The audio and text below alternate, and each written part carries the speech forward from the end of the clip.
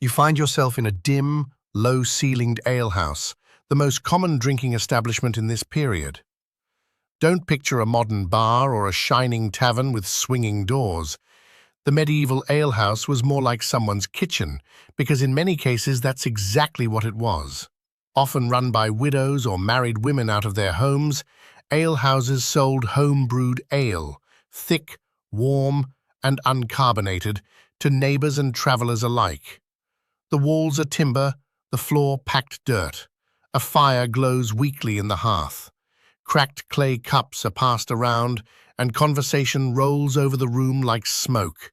Stories of pigs gone missing, news from the next village, and the price of eels. And there's laughter too. Sleepy, loose laughter, the kind that comes after a few heavy mugs of brew. In the Middle Ages, getting drunk was common, accepted, and often encouraged, as long as it didn't lead to sin or scandal. Ale was a staple of daily life. Clean water was hard to come by, and people of all ages, including children, drank small ale, a weak, low-alcohol version, throughout the day.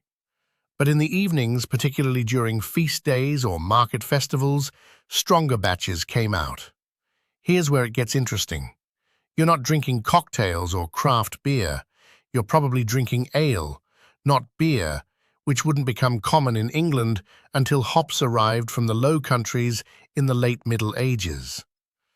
Ale was made from water, malted grains, usually barley, and yeast. The result was thick, cloudy, and room temperature, somewhere between oatmeal soup and lightly boozy porridge. It had to be consumed quickly, as it spoiled fast. Other common drinks included mead, a honey-based alcoholic drink, sweeter and more expensive. Cider and perry, from apples and pears, regional favorites in places like Normandy or Somerset. Wine, imported and expensive in the north, but more common in southern Europe, often watered down. Spiced wine, known as hippocras, served at elite tables. Ale mixed with herbs or narcotic ingredients like heather, bog myrtle, or even henbane, not advised. But the average medieval villager wasn't mixing cocktails. You had what the local brewer made, and you drank it from whatever vessel was clean enough, or at least less crusty than the hot. Medieval folks didn't have dice towers or party hats, but they knew how to turn drinking into a game. Some of the most common included boasting matches, where villagers tried to one-up each other with stories of strength or absurdity. These often devolved into gentle mockery or full-blown wrestling matches. Rhyme battles or insult contests, particularly in Norse and Anglo-Saxon traditions.